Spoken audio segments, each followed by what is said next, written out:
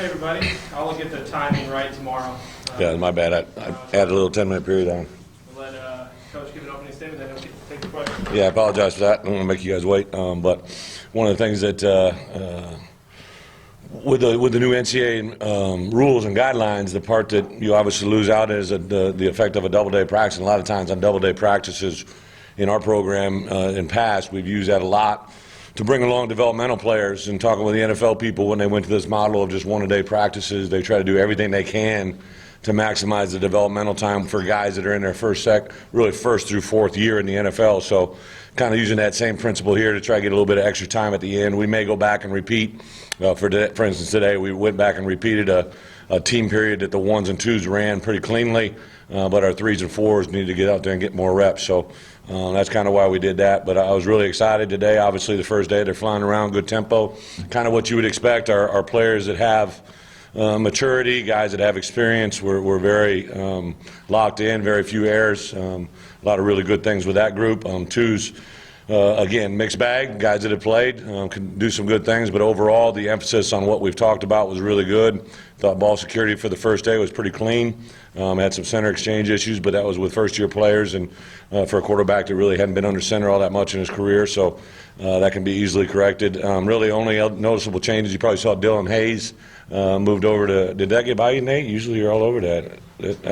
Well, I'm not going to talk about that if you guys don't bring it up. Yeah, we switched Dylan over to defensive line. Just been very, very impressed with him since he got here. A year ago we redshirted him, and just the tenacity that he plays with, the effort, the energy. We're a little bit thin on the D-line, especially as we get closer to the center. So it does two things. First, it gives us an opportunity to get Dylan on the field, or the opportunity for him to show us that, and then also allow us to rep Jonathan Marshall a little bit of defensive end. So a little bit of a double-edged sword there that I think is a positive thing. A guy that was with us in summer school, too, that I removed from the 105 just in the last 24 hours, Josh Paul. He's fully qualified. You probably didn't notice he was out there. Did I get that one by you, too, Nate? God, dang, I'm getting good. So he can join us at some point, but we just need him to focus on academics and just doing things a little bit better. Again, no issues, wasn't anything involved with anything other than the expectations in our program to do them a little bit better. So he'll lock in, I think, and be good in that regards. Alexi's here on campus. He wasn't in the 105. Should be right about when we go back to school. He might be able to get back out on the field in some limited form. So again, his is nothing conduct or social. It's just health-wise there. So Dre and Jay Red, both guys that have played a lot of football, just aren't quite clear to go 100%. So they were out there at the beginning when you guys saw them. We limited them a little bit in team, but I saw Dre jumped in there at the end, so I think he's tired of that plan. I think he wants to get in there and mix it up, but we do got to be smart about the way we rep him. And some of the new additions, it was the first time to see Gabe Richardson out there, and he's a very good athlete. The guy flies around. He's very coachable, played square shoulders. He's an older player, engaging, and it was fun to watch him a little bit. Gary Cross is a very explosive player. I watched one of the end-season testing competitions, and he did a one-step jump over a 60-inch hurdle it was pretty impressive. I mean, he's very athletic, and he can catch the ball, and he's very serious. I'm excited what he brings to the room. So really a lot of positive things. Caught a little bit of break on the front end. It was a little bit cooler than we expected. So guys handled the weather pretty well, but we'll jump back into it. And we'll really, because we're in this facet where we can't have too much going on with classes, we'll stick to this schedule pretty much for the first 9 days of camp here. That we got class conflict. A lot of it, we have 90% of our guys in classes right now, so we have to be respectful of that and have them have a strong finish this summer too before we really jump into the meat of camp and start doing opponent preparation after practice 9. So with that, open it up for questions. I feel like David Williams was getting some one reps in the little plays. Yeah, you know what we did a little bit. Bob, more than anything, is we kind of divided the script into ones and twos, and because of running back, we asked him to finish through 25 yards every play. We thought it'd be good with David and Devwa to stay with the ones, just a guy that knows exactly what he's doing. We could control the reps that David hasn't had a lot of reps at and sub him in there. And then Malik and Chase, and again, Malik knew our entire offense from being in the spring. We wanted to kind of space him and Devwa out more than anything. It wasn't necessarily just that he's a 2 automatically. Or a 1 automatically. You mentioned the 60-inch hurdle. Is that kind of an explosive? Yeah. Is there anybody else that can do that? Yeah, who did I see? I saw Jordan Jones do it. Who else? Gary Cross. Did Brito do it? I think Brito did it, yeah. Brito did it. A couple guys attempted it. But Herb's always coming up with things. You know, we partnered. One of the things that I really give a lot of to Coach Buck, Coach Bucknam, I reached out to the track program after all the success they've had and just said, here's somebody that produces world-class sprinters all the time, if they could come in and keep an eye on. So there's a little bit of crossover there with our coaching staffs, and our kids really liked it, and a byproduct of the summer, and I think some of that stuff related to that. I thought T.J. Smith was running one with the DN. So Yeah, Murph, again, really, when we went back and looked at it after the entire collection of spring practices, he had he graded out the highest percentage.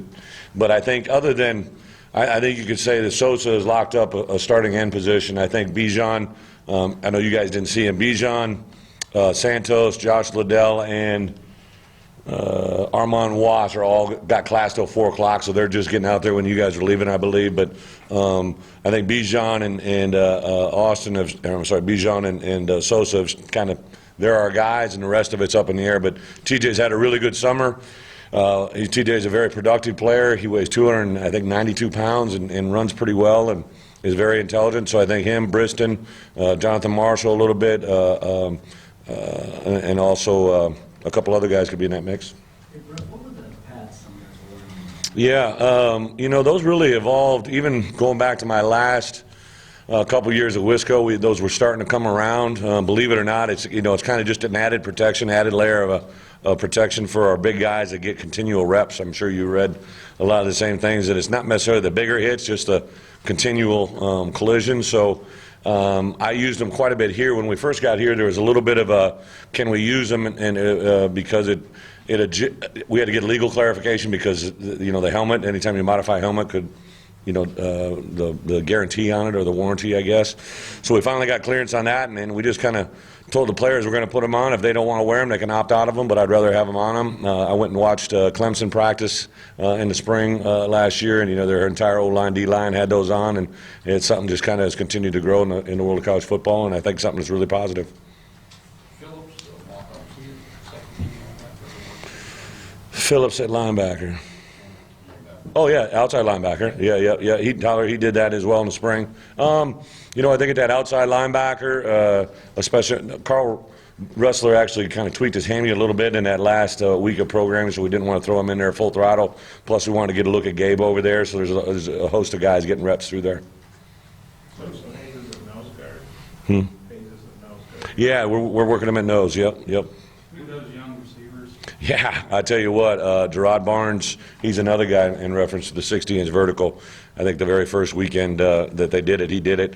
Gerard is very smooth, very conscientious. Davion Warren is probably, I know some of those upperclassmen don't want to admit it, he's probably one of the fastest top 5 players on our team, probably speed and agility, very gifted. I think Coylan Jackson is a very talented player that's got size and maturity and his ability to get going a little bit in the right direction. And I tell you what, I mean, some of these older receivers that haven't got on the field yet, they better, wake up, smell the coffee, because, if they don't perform right, those younger guys will go right by them. I don't need to, doesn't take me long to figure out you've been here 3 years and you can't get it right. A guy that's been here 3 months can get it right. We'll make a move in a hurry.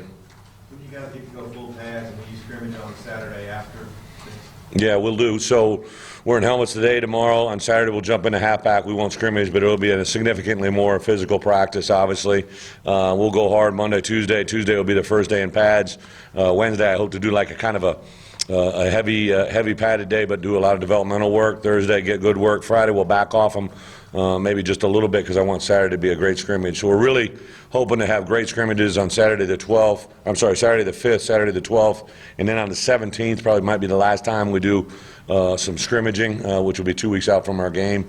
The neat thing about starting today, I could have started as early as Tuesday, I believe it was, but the length and the duality with summer school, I didn't want to jump into it till today, and we're 5 weeks out from the game, which I think is a neat perspective to look at. You said you took Paul off the 105. Who'd you add into the 105? Ty Collins. I'm one of those coaches now. You know, I used to make fun of Hayden Fry. He couldn't remember coach plays' names. Are you good, totally good with the way the spacing out practices and not doing too many practices?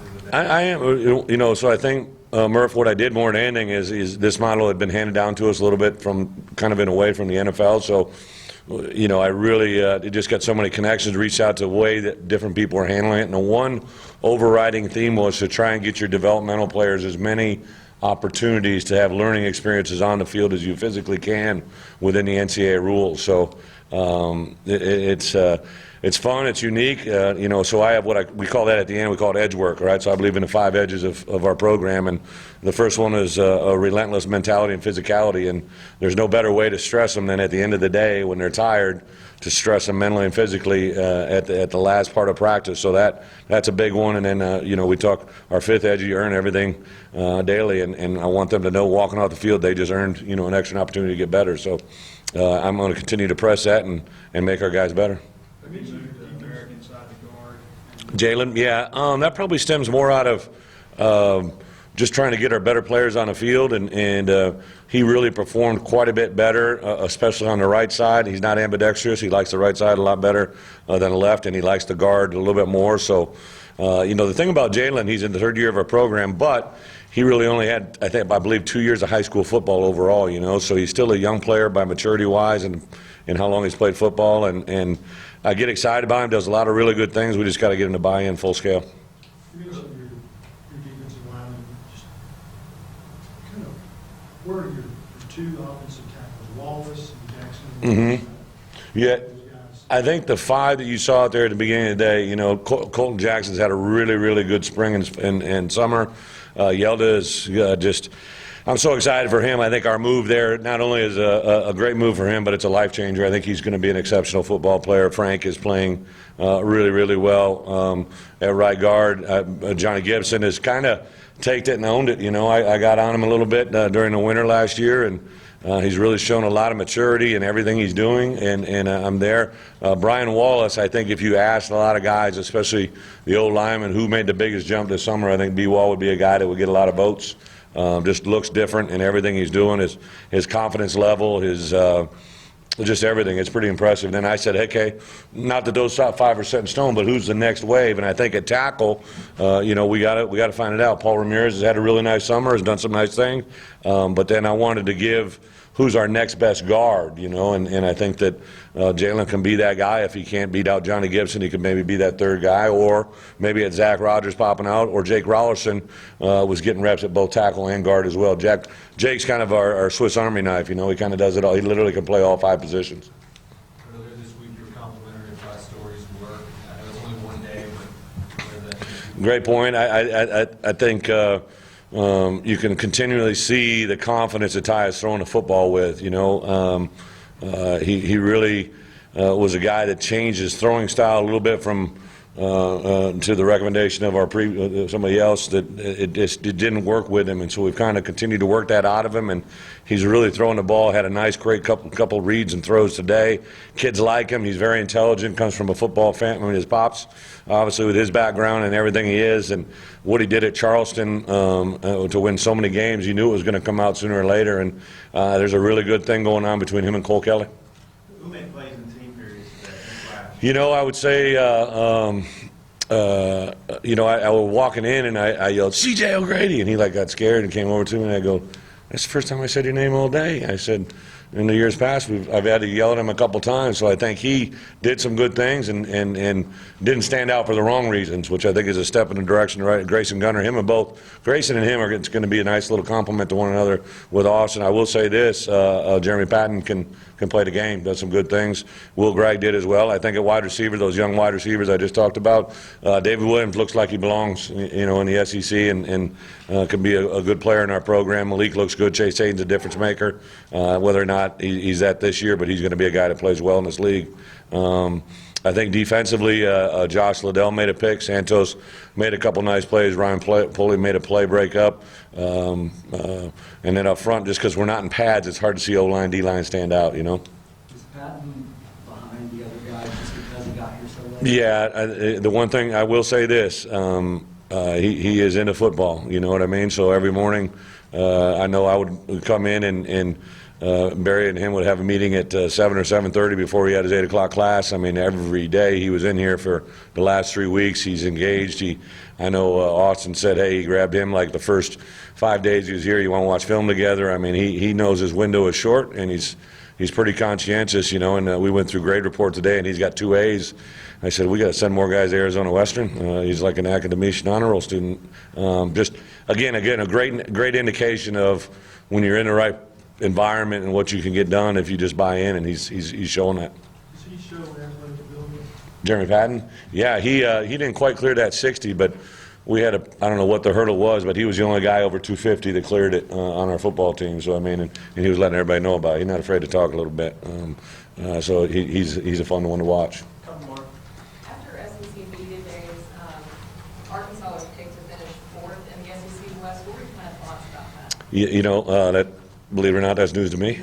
You know, so again, I love to read about things at the end of the year, not at the start of the year. And you know, I've said that coming off a program that had won 2 straight championships to a team that came out of 1, 3, and 9. So I really, if you voted for us, I guess thanks, but it doesn't really matter.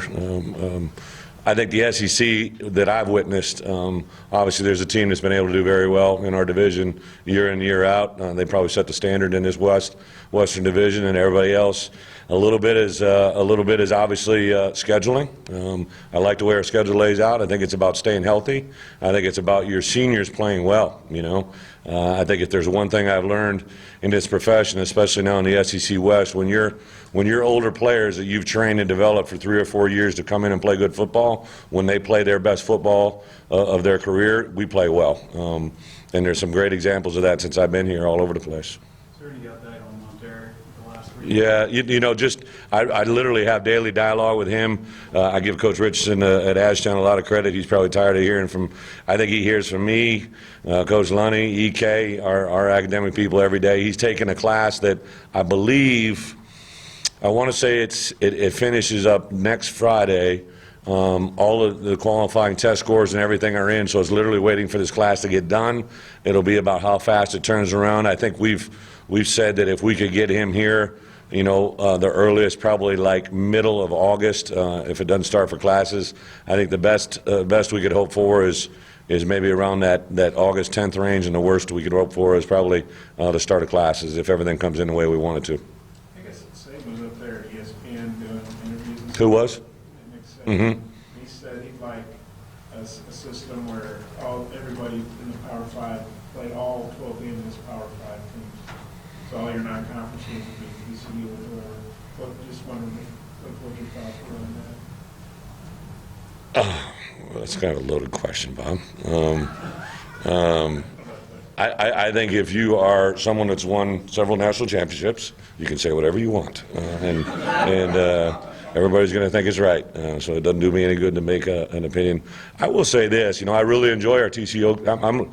I would say the TCU game a year ago, obviously we won it, but going into the game, I was very excited to play it. For us, nobody's asked me in here about playing Notre Dame. I mean, I've been trying to get that game going for long. I'm excited. It sets a feeling in our program that's pretty good. But I do think if the schedule, I'll tell you this. How about this? We'll throw this back at you. All right. If we go to the 14-game schedule where we get 2 bye weeks, I think there's some merit to that. All right. But in this league, I've experienced it. It's not like somebody that's just kind of throwing out hot air. I mean, there is a difference in playing in the SEC West. I saw some statistical things, and you know, how many games do we play in a row against ranked opponents? It's just sick. It's silly, you know. So if there's a 2-week break in there, then I can kind of see it. And I know the fans would love it, but you also got to keep people healthy. I think you'd have to adapt maybe squad sizes a little bit. You'd have to adjust maybe this limitation of only letting us have 105 in fall camp. Well, we only have 105. And you got to carry a roster of 120. It just makes no sense for us not to have those kids on campus to help us participate right now, because now you got guys that are maximizing their reps trying to get on the field, but they also got to give look teams. So there's a little bit of everything going on. Growing up in the Midwest, did you follow Notre Dame? I followed what was ever on TV. We lived in one house with TV with we had one TV in the living room, and I was the remote. So I had to get up and change the channel when directed to. I guess Notre Dame was on quite a bit, but I honestly grew up kind of an Illinois fan. I was from Illinois, and then I converted to Iowa when I went, obviously. I grew up a Bears fan because that's what Dad had on TV.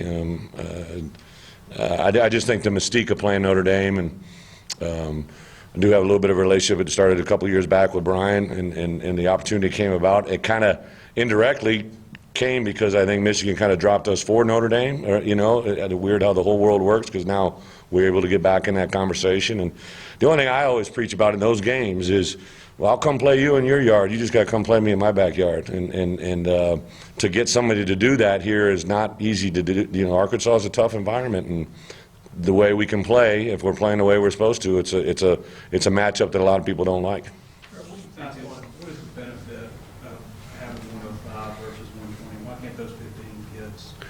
I think back in the day that it was a financial thing. I really do. I think when this went through, it was a way that back, 10, 15 years ago when it got implemented, it was a way to cut costs for programs that weren't, the Power 5 didn't exist, and you were trying to make it a level playing field. I remember hearing stories that certain programs had 200, 250, kids in a college program, and they would have 4 different fields working, and it's a distinct advantage. So it was a way to kind of level the playing field. I think today, though, with Title IX, I think there's very few rosters that go over the 115 to 120 mark. We're at 120. I've heard 115 when I'm in meetings all the time. Don't hear many numbers over that. I think there are a couple that got 140, somewhere in there. But for the most part, I think it was a cost-effective measure. And there's just so much money now, especially the way the Power 5 goes. And to be quite honest, it gives kids opportunities. I got a chance to come in and be a part of the 105 thing. Didn't exist, and I came in and there were guys that were 3 stars, 4 stars, 5 stars that were in front of me, and all of a sudden I was in front of them just because recruiting isn't always exact, and there's examples of that all over the place.